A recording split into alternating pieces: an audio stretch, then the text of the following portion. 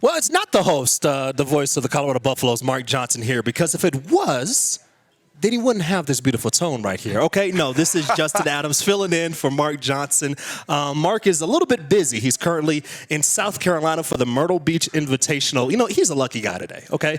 It's 50 degrees out in South Carolina. In Colorado, it's like 20. And there's snow all over the place. But you know what? We're going to heat things up and have a whole lot of fun today as we're here at Buffs Primetime. And I'm sitting next to the head coach of the Colorado Buffaloes, Mike Sanford. And, Coach, thank you so much, as always, coming here every week. Just a blast to be able to speak to you. Two guys who were able to play football a little bit. And, Coach, we've got to talk about last week's game, 55-17 loss to USC. But there are so many great things that came out of that game, Coach. First of all, let me get your thoughts just on that game overall.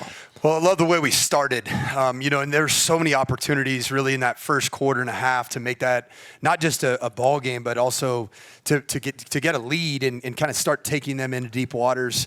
The challenge with playing a team like SC is the horses. You know, they have depth. Even you look at, Dye goes down with the injury. Running back number 2, 3, and 4 come in, and I'm like, these guys are dudes, man. And that's just, you have to be, opportunistic in how we play. And, there's a couple plays that I looked at, especially on the offense side of the ball, where we're starting to march it, run the ball.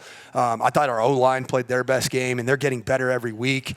Our defense had an unbelievable plan early on to really kind of, neutralize Caleb in the receiver core, gave some different looks of drop 8. And it's been fun to watch our defensive staff just go into the lab knowing that really we have nothing to lose. So let's give different presentations week in, week out. So, we're excited about the opportunity to go up and play another really good team, but there's a lot of lessons to learn from the game in the Coliseum. Coach, one of the things that I saw was in the first quarter, you held a very, very strong USC offense to just 8 total yards. What type of things did you do? Did you guys look at on film to be able to go and shut down a very, very explosive attack? Well, if you look at all the quarterbacks that are really playing at a dominant level in the Pac-12, and I think that's the storyline of the Pac-12 this year is the quarterback play. A lot of these quarterbacks are those kind of creative second play. The first play breaks down and then they go make something happen. And we just added population into the coverage. I mean, that's really what we did. We played a lot of truly eight drop 8 type looks, and the windows weren't there. I think even watching Jordan Addison, we were just talking about it off air, but he was like, I'm not going to get any explosive passes down the field against this coverage. I might sit the rest of the day today. But I think the hard part, obviously, is, they did make their adjustments. They do have, incredibly gifted athletes. And then they have a quarterback that if you just, can let him just get going. I mean, he's as good as they come with regards to, scrambling, throwing the ball, like I said, behind his back, between his legs. I mean, he's got that Pat Mahomes quality. Yeah. And ultimately, that's what took over. And I just didn't think we were opportunistic enough, to make this a game for 4 quarters. And that's the challenge this week. Yeah, and one of the things that I did see is that you were able to get a huge interception in the first half and literally snatched the ball away from a former Buff as well in Brendan Rice. And, I was just looking around and I was thinking of this team and just the way that they were able to play, the way that they were able to make adjustments that you had. And that interception from Nico Reed, I thought was just one of the best plays that I saw all season long, just literally to go up and snatch the rock away, give you guys another possession. It's plays like that from younger players that you can really see that the future is definitely bright for the Buffs. It is, and I think what made it even that much more emotional, there was, as on the sideline, there was a lot of chatter, from our sideline to one of their former teammates, and for that play to happen, really is kind of a 50-50 snatch away type situation from a former teammate. There was a lot of emotion that went into that, almost so much emotion for me that I almost took a 15-yard penalty. I ran out there and I think I was past the numbers on the field, right? And the ref I saw him throw a flag. I'm like, oh no, it's going to be on me.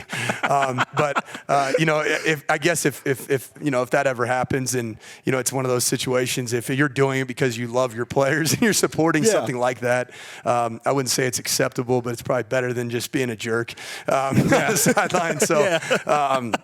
Yeah, that was a tremendous play. Nico's, I think, one of our more dynamic overall players. Yeah, he is. Yeah. I watch him. Even just his body type is growing. Like he's going to be, I think, just a phenomenal player, and he really is at this stage. Yeah, but definitely the defense looked good. I mean, 3 sacks on the day, which was pretty huge to be able to come up with. But I do have to ask a very important question, Coach. Last week, Penn State head coach James Franklin, he had an unsportsmanlike penalty. Had to go and do 15 push-ups. So if you did get a penalty, for celebrating that interception with Nico Reed. What's your punishment? Do you do push-ups on the sideline? What do you do? I just keep celebrating on the sideline.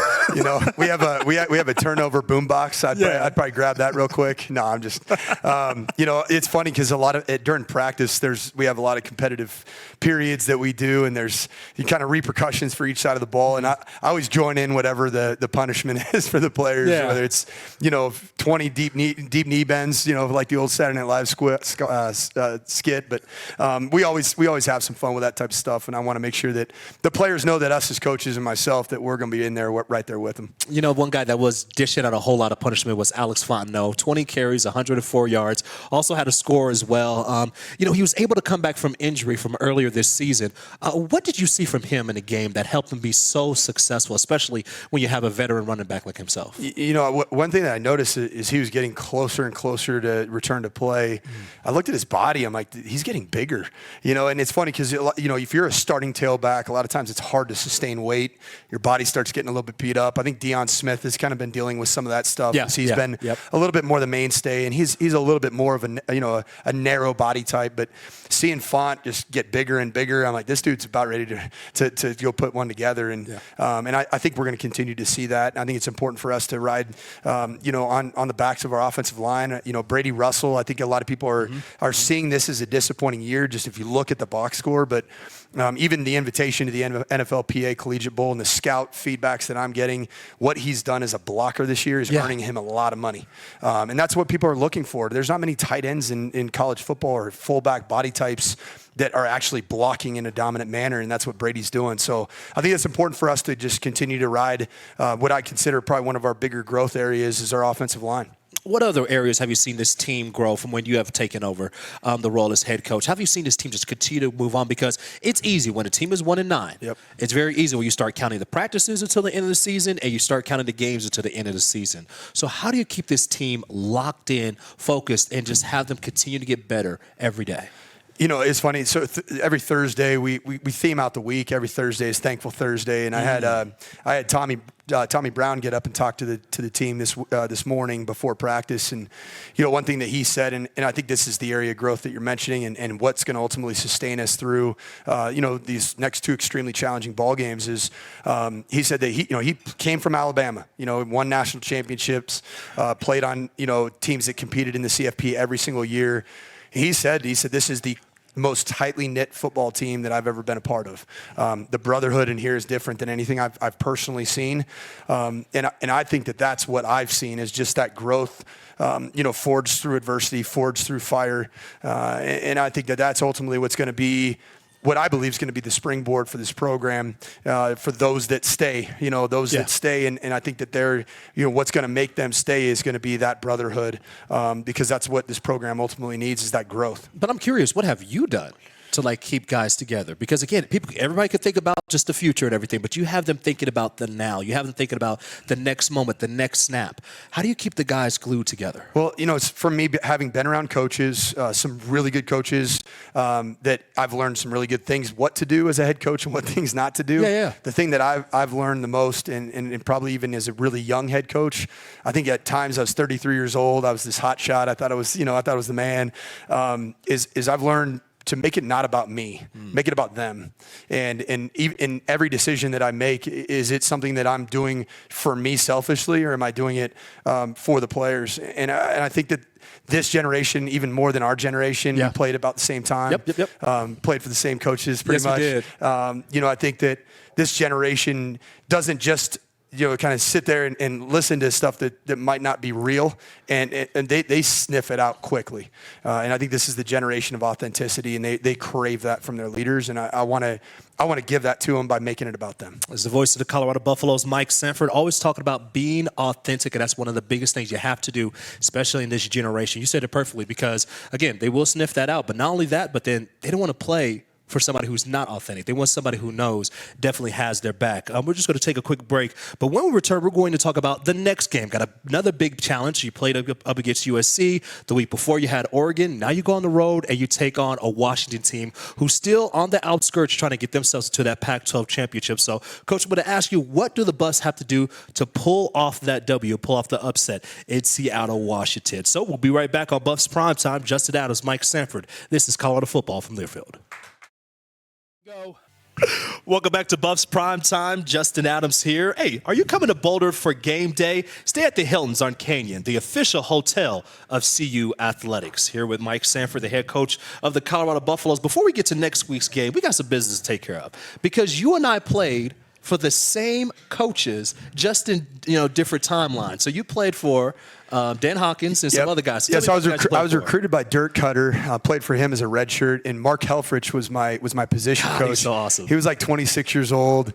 He was kind of the yin to Coach Cutter's yang. It was hilarious. Yeah. I mean, Coach Cutter was this tough guy, mean to the quarterbacks, and Helfrich was always joking with you.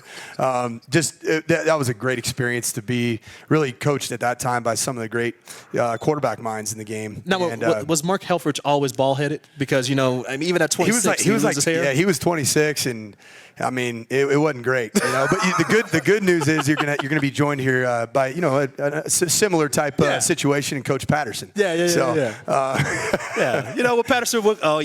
about that time. It's to me it just shows wisdom. It does, and clearly I lack wisdom. Yeah. Well, not me. Trust me, I'm losing it all day, every day. So, Coach, whenever you're ready, we can get those clippers for you too, baby. We can help you out. Let's talk just more about the team that you're going up against, Washington. Obviously, the number 17 ranked team in the nation. Look, they have one of the best quarterbacks, if not, my opinion, the best college quarterback this year, and Michael Penix Jr. was just able to turn around a team that was 4-8 just a year ago. And now they're on the outside looking in into possibly get into the Pac-12 championship game. So what have you seen from this team? When you look at this team on film, what has been the change? And how has Michael Penix really changed and turned around that program?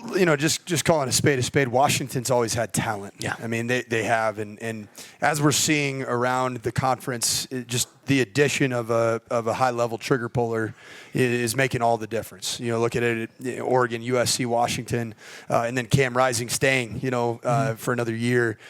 What I see when I watch them, I really did believe that Oregon was the class of the conference with regards to just a complete roster. I thought that they had top to bottom just an incredible roster. And, obviously this speaks to the quality of Washington for them to go in to Watson Stadium and do something that very few Pac-12 teams have done, and go take what's theirs inside of Watson Stadium was it's a credit to them. They have a tremendous group of receivers. I think they have maybe the best O-line in the conference. Scott Huff is also a Boise State player that I played with, and he's been the O-line coach there, so he was retained, built up that offensive line. He kept them all intact. They didn't transfer. I think if he would have left, they all would have been out of there. I mean, so if you look at the building of what they've done, I think it's a great blueprint. So they're to me, right now, after last week, you're as good as your last week, right? You are. They're the best team in our conference. Yeah. And that's just going into the game. I mean, they beat the team that everybody was saying is going to be the Pac-12 CFP representative. Yeah, one of the decisions that I saw late in the game, and I want to get your thoughts on it. You being a head coach, so late in the game is tied. I think you've seen this play where Oregon has the rock. I think it was like 4th and 1. They're on their own 40 or somewhere around there, and they end up going for it. Don't get the first down, end up giving up a field goal, and then they lose the game 37-34. If you were in that situation, Coach, what would you do? Or would you do something differently? Or do you believe in the guys that say, hey, we're going to do the same thing? Every coach has their own reasons. Yeah. I think a lot of people subscribe to this kind of odds book that Vegas puts out. It's really Vegas Analytics, because everybody does those in-game live betting.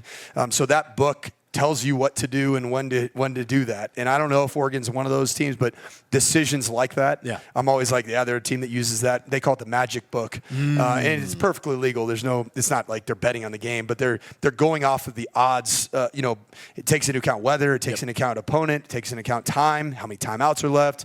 And there's usually somebody on your staff that's a quality control guy that's in charge of, looking up that situation and making that decision. personally, for me, I think you punt that. I mean, and go play defense, and then you show your defense that you believe in them. But really, it's one or two completions away from just a chip shot field goal to lose the game. And I think that everybody's gonna make their decisions. I think that was one of those that was made by that magic book, just from my own perspective. Well, let's go to the decisions that you have to make this week. All right. Obviously, you're not going to give us the game plan, unless if you want to, Coach. That's all right with me. It'll be okay. But, okay, what do you guys have to do in order to slow down a very, very explosive offense? Yeah, I like the way we started against what might be one of the more gifted offenses in SC. I think we put together a blueprint. But, with that, we put it on tape. There were some changes, some nuances, game plan-wise, that we went into that game with. And we're going to have nuances off of the nuances. And that's ultimately what you have to do if you want to continue to stay ahead of the eight ball, because this is a very dynamic offense. Like I said, I think they have a quarterback that 1 week ago played better than anybody in the country. The field hole shot he threw in cover 2 to the last touchdown pass was just absolutely incredible. Really good receiver core. Another one of my closest friends was the receiver coach there, and now he's at Oregon. He told me, he's like, this is the best group in the conference. Wow. So we got our hands full. I mean, they're a good team. We have to go in there with confidence. We have to go in there and take the positives that we were able to take from the SC game. Obviously, the final score not being one of them, but just how we played, and what we're all looking for is just piecing that together for 4 quarters, which is extremely challenging when you're dealing with a lack of depth that we have. I mean, that's a reality. That's nothing that's an excuse. I mean, we lost a lot of players in the offseason that are starting at other Power 5 teams. So how do you get it to the fourth quarter? Obviously, one of the things that I look at is always, okay, you got to run the football. You got to establish the run. I think Fontenot is going to be that much more important this week, more than he was last week, just to be able to get it to the fourth quarter. So what do you do offensively to be able to keep Washington's offense off the field? I think the thing that's interesting is, I look at their defense. I think they're built to stop the run. Okay. I mean, that's how they're comprised. Very similar to that of some of the structures that we played against in the Big Ten when I was there for a couple of years. Yeah. So there are some things from a coverage standpoint that we got to be able to expose. I know that sounds a little bit different than but I think we have to be able to get JT in rhythm, and we got to be able to, I think we got to make some plays out on the perimeter, and I think that'll give us a chance to hopefully establish the run game. You've been able to work with 3 different quarterbacks this year. How do you keep them in rhythm? Like, how do you what is it about JT that you could help him in order to be able to succeed on Saturday? What are the things that you like to do to help him out? Yeah, I think that's obviously a piece of the puzzle is that you want to have an established quarterback going into game one, and you want that guy to be able to play through the entire season, which is what we're playing against almost every week. I think it's important.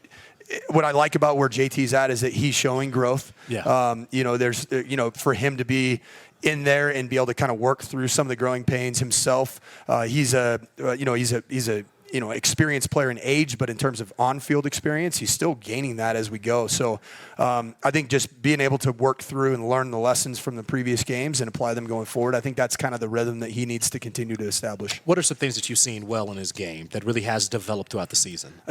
Just operationally and management of the play clock, the snap count. Like, those are the things that when you have played 3 quarterbacks in a season that aren't easy. I think that just the overall operational side of things, I think I've seen some improvement. Every game he has multiple wow throws. He's got arm talent. We've seen that. And what I liked, it's kind of a little bit underrated about his performance in the SC game, but I liked how he took off and ran the football. I did too. And he didn't do it in a way almost like I should pull it. Like, he was like, I want to pull the ball. Yeah. And he put his pads down.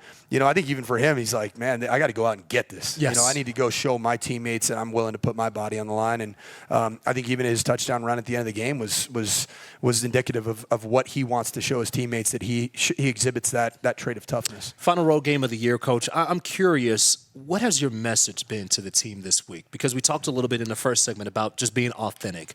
We know that you get to this part of the year, everybody's sore, everybody's hurting. But what has been the message that you had to your team to keep them going on for another week? You know, I think it starts with that authenticity and that empathy. That what we're going through is not easy. Like acknowledging to them that this is hard, and being honest about even my situation, our coach's situation, it's not easy, right? And I think just sometimes just acknowledging the elephant that's in the room is I think important. And then now what are we going to do with that? Well, right now we have 9 days left or 10 days left together with this group that we've all said is the tightest knit group that we've seen. Let's make it about each other for these 10 days. Let's make sure that we cut out all the outside noise and we just continue to push forward. And I think the message is really falling on the players, and they bought into that message. One of the players that I'm definitely taking a look at, Coach, obviously is Brady Russell. I played tight end at the University of Colorado, and I've seen Brady just the way that he's been able to just grow as a player. What do you like about him? And I think he'll be a big piece of this game on Saturday as well. I agree. Like I said earlier in the broadcast, I mean, he is, the stat line isn't probably what he wanted or what Buff fans wanted just from a reception standpoint. Obviously, we've been dealing with the quarterback. When you have, a quarterback one week and another week, and then guys hurt, guys banged up, like that's challenging because we all know that a tight end's the quarterback's best friend. Yeah, it is. Yep. But you have to develop that type of rapport. The thing that I've seen with him and, the development for him is his blocking has just gone through the roof. Yeah. And we watched his tape last year.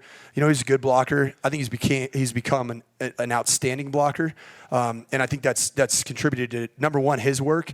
But I saw it firsthand at Minnesota with Clay Patterson. Mm-hmm. He played the position. A lot of tight end coaches out there like me, they're former quarterbacks, and they don't know how to teach fundamentals and techniques. But, footwork, small things like that. But what I saw in Coach Patterson, and I think now Brady's receiving the same type of coaching is, Co Keefe is now starting in games in the NFL from Minnesota. Brevin Spanford just got developed as an NFL tight end. Yeah. Going to go to the Senior Bowl.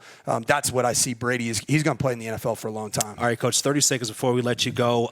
We're going to interview your offensive coordinator, Clay Patterson. So what's one thing that I should ask of him? I got to know, Coach. What's one thing that I got to know about this young man to ask him? Well, I think first off, you got to ask about some of the stories of D2 and JUCO coaching, some of the hotels, some of the travel. Okay. He hasn't taken the easy road, and even coming here to Colorado, this hasn't been an easy road either. Yeah. So I think that's what he's built for. That's what I love about him. Getting in the trenches with him is that he hasn't been a silver spooner in his coaching career, and I really appreciate that. Well, we're definitely going to hear from him coming up next. So, Coach, as always, thank you so much for talking to us. Appreciate you, Tony. That is head coach of the Colorado Buffaloes, Mike Sanford, a man who has taken not the rocky road, but you said the yellow brick road a little bit, so I should say, huh? Been able to help out. Hey, take it on the the Washington Huskies in Seattle coming up on Saturday will be a great matchup. So, Coach, best of luck to you. Definitely, we will all be watching and excited for that game. But coming up next, we're going to speak to the offensive coordinator of the Colorado Buffaloes, and that's Clay Patterson. It's coming up next, as this is Colorado football from Learfield. Welcome back to Buffs Prime Time. And hey, Buffs fans, you're looking for a place to cheer on the Buffaloes? Join Buffs Nation at the official CU Watch Party locations in Colorado, Schoolhouse in Arvada, and Blake Street Tavern in Denver. Justin Adams with you, and I'm here with the offensive coordinator of the Colorado Buffaloes, also a guy who knows how to coach up tight ends as well, and that's Clay Patterson. Coach, thank you so much for joining us. Yeah, thank you guys for having me. Yeah, Coach. All right, number one, got to ask off the bat. Yeah. All right, Coach Mike Sanford just said we have to ask you about all those Division II stories. Okay, what do you have going on there? Yeah, no, it's been a fun road for me. I played junior college football, and then I wasn't a very good football player, to be real honest with you, and so. I went to junior college. That was my only opportunity, and then ended up going to play D2 football. And so I worked from D2 football all the way up, and when I got my first Division I job at Minnesota, I didn't have a guy that I was ever worked with that had a Division I job. I kind of made it through, the whole thing, the hard way and got there. But there's been a lot of I tell our guys all the time. I think there was a reason that I was put in this situation with them at this time, and have been through a lot of hard things in my career, and this has really kind of prepared me for this situation, I think, and so. But I just remember getting on buses. We'd play like a 7:00 game, and then drive 14 hours on a bus back home, and get off and on Sunday and go to work, and they used to put the DVDs and copy them at that time, or VHS, that was the beginning of it all, and I'm blessed to be here, man, and through it all. So, so what year was your first job? What was that? My first year coaching was 2003. I actually was my D2 we didn't have a receiver coach. Our head coach was actually the quarterback coach. the receiver coach, and the offensive coordinator. So I was the only senior, and I actually moved to receiver my senior year because we were spread. And so he basically told me during the year, he's like, as soon as you're done, man, you're go. And so in 2003, I got done playing, and I think my last game was the weekend before Thanksgiving. And then I was in a car recruiting the next Monday.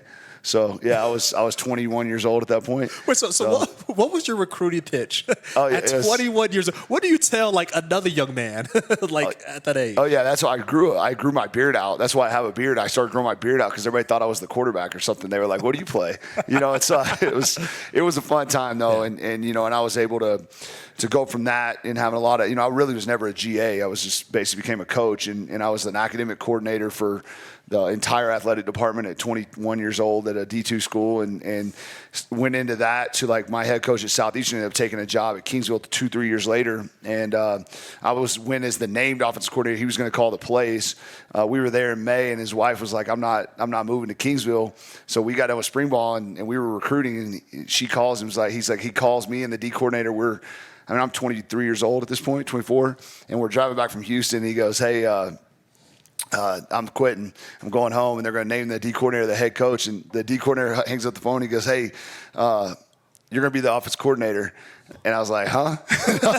And he goes, and I was like, "Do I have a choice?" He's like, "Nope." And so, at 24 years old, I was offensive coordinator, and it's very similar to like exactly what happened here. Yeah. Mike was like, "Hey, you're calling it," and I was like, "Got it. Let's go. I got it. Let's go." And then that year, my first year, we had 4 freshman quarterbacks and played 4 of them. And the similarities of what we went through here, it's just, like I said, everything. I think God prepares you for things in your life and puts you in situations to help you get through the tough ones. Well, I want to take you to that moment where you did take over for the Buffs this year. I have a stat for you right here. Yep. The first 5 games, the Buffs averaged 13.4 points a game. That number has went up by over 5 points, now 18 points a game. So what have you saw in this offense that you were able to do to help improve the output from this team? No, I think the biggest thing is we kind of went back and tried to simplify things. Yeah. And, I was fortunate to take over in a bye week. So we look back at, okay, what do we do well? What do we not do well? And I think we had aspirations of what we wanted to be offensively and what Coach Durrell wanted us to be. And we weren't able to do that, I think, with the youngness of our team and the quarterback situation. So we really simplified it. And I've been in a situation where I've had to hide certain deficiencies, and that was our focus. How can we help our kids to be successful and have fun? And it's funny, I didn't know that number, but it's because to me it should be more. I mean, we've left a lot of opportunities out there, but we really went to the RPO to help us. That's kind of my background has been in RPO. It helps you with to help in protection and to get the ball out. It helps quarterbacks see one thing and to get the ball to them. And I told Brady, unfortunately, when you go to an RPO deal, it kind of takes away from the tight end at times, and they have to block a lot more. But I think there's still a lot of meat left on the bone for us. I think the last couple of weeks we've left a lot of points out there, and if we can just put it together, I think there'll be some good things happen for us. One of the things I do want to look at is obviously what is the identity of this team? Because every offense, every great offense, they have an identity. You talk about the RPO. Yeah. Is that the identity of this team? Yeah, I think what when you look at you go into every game trying to be balanced. During the game, I don't really look at that. Mm-hmm. But then every game we've come out and we've been extremely balanced. And I think the identity for us and what you're seeing us move towards is like we need to run the football to win games and give ourselves a chance. Yeah. The problem is when you do that, at times we get behind and then we have to start searching for shots and then we get ourselves in trouble searching for the big play. And myself and the players, it's the identity is to run the football, take what defenses give us, and then be able to hit some shots. But I think the run game is where it all starts, and for us, and then hitting the RPOs. It's always interesting because a lot of coaches, big play, but sometimes you just have to walk the ball down the field and be okay with that. Be okay with the 10, 12 play drives to be able to go get some points from there. You're able to eat up the clock, help out your defense, but you're also able to give some confidence to your offense as well. What did you want to talk about Brady Russell? Because obviously he's one of the best blocking tight ends in the country. We can easily say that. I agree with you. But you are his position coach. You see him night in and night out. How has this guy grown from the beginning of the year to where he is right now? Yeah, I mean, he's one of my favorite topics to talk about, to be honest with you. I've been fortunate to have some guys that are great human beings and great workers, and he's one of those. And ever since I got here, I've been blessed every day to be around him. Yeah. But he ate up the knowledge that he wanted to get better. It wasn't like, I think I'm like his sixth tight end coach or something, maybe, since he's been in college, which is not good. But he wanted to know what I could teach him, and he really ate up the film I showed him from, hey, he wanted to take on the identity of what kind of coach pursued at Minnesota for us and be a physical guy. And he's really improved with his hands. That's where I've really focused on him, playing with his hands more and being physical with his hands. And he's really done a great job. He's really good in pass pro, which is, if you play tight end, I broke my best friend's leg one time in a playoff game trying to pass pro. A guy shouldn't have been blocking, and it's like I have nightmares about it. And these guys, they do such a great job with it, and he's battled through injuries. He's tough. He's a leader, and I've really tried to help him. And now that I've been the coordinator, of getting him the film that he needs to help him at the next level too, and to be a guy that can play. Fullbacks have kind of gone away in the NFL. They want the hybrid tight end fullback guy, and he's shown he can absolutely do that at the highest level. And I'm extremely proud of him, because that kid, what he's went through at the University of Colorado, you shouldn't have to go through as a player, and it's unfortunate. But he never stops smiling. He never gets down. He never worries about what's next. He just worries about each day, and brings that attitude to our team. So.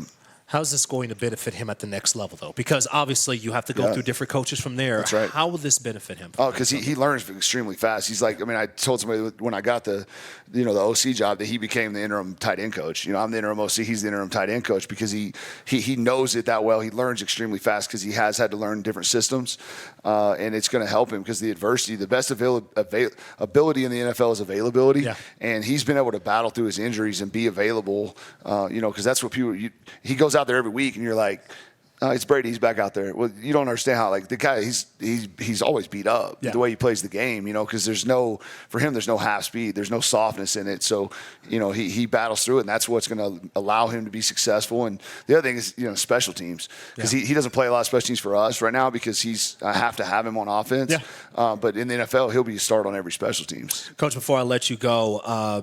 Let's talk about this game against Washington. Yeah. Obviously, what do you have to do against this team? Obviously, they're going to put up some points. Yep. But in order to win this game, you got to put up some points as well. So what does this offense have to do to get the job done? Yeah, I think for us, we got to finish drives. We put some drives together, and we got down, and Brady and I have been joking all week this last week about how I can't get him in the end zone. And he's the first drive, we're down there, we're going to score, and he's wide open, and we don't hit him for a touchdown, then we kick a field goal. Right. Those are the things, you can't kick field goals and beat teams that we're playing right now, and we know that. So we're more aggressive on fourth down, but we got to finish drives and score, and we have to run the ball. We did that versus USC. We started to establish the run. Having Fontenot back is huge. Deion's going to be back this week. This is the first week the entire year, I think, and we've had every back available, and that's going to be huge for us to establish the run and get after it. And if we do that and we finish drives, we'll give ourselves a chance. And then I've been really stressing JT that we have to get a game together where we have a 60% completion percentage, because we've thrown the ball better and we have yards and it's getting better. But if we hit 60% of those, he's throwing for 300 yards a game, and that's you look at the things that we've missed. The 60% gets us to those. Okay, now we're hitting 300. We're rushing for 150 to 200, and we're going to win football games. That sounds like a winning formula to me. Yeah, it's just we got to get it together. I said at some point, guys, you only got 2 shots left. We got to hit, and stop beating ourselves, because the thing early in the year, I think we got beat up and we got beat by people. I think now we're just beating ourselves, and we've got to, if we can put that to bed and go play a complete game, we can do something. I think that these kids remember, because I told them we're all here for a reason. Yeah. And the story's not written all the way yet, and I believe that, and these kids believe that. So we're going to go put it out there every week and see what happens. It's going to be a fun time on Saturday, sir. Coach. Thank you so much for your time. Appreciate it. Offensive coordinator Clay Patterson talking about what the Buffs need to do to get the W on Saturday. Coach, as always, thank you so much for your time. And coming up next, we're going to speak to one of the best tight ends in the nation. And I'm saying that because, well, it's the truth. And not only that, because, well, he played the same position that I played in when I was at the University of Colorado, and that is Brady Russell, the fabulous, fabulous senior. You're going to hear from him coming up next on Buffs Primetime, as this is Colorado football from Learfield.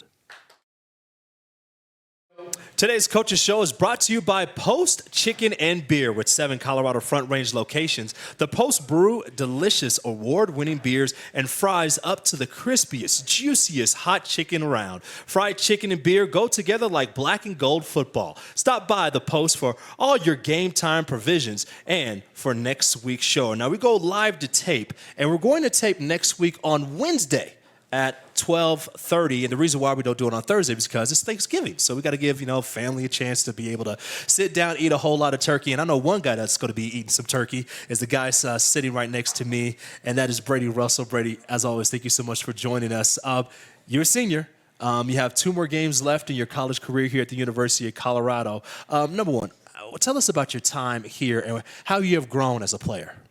I think I've grown tremendously as a player, and I think Coach Patterson's probably been a big credit to that, because there's times in the past where, every coach is different and they have their different strong suits, but he feels the most complete to me and able to teach me run game, pass game, and he knows all the ins and outs of the position. So I think that's kind of transformed me this year. One of the things that everybody talks about, Coach Sanford, Coach Patterson, they all talk about is your blocking. How have you been able to grow in that way? And can you explain to people when they talk about the hand placement, why that is so important?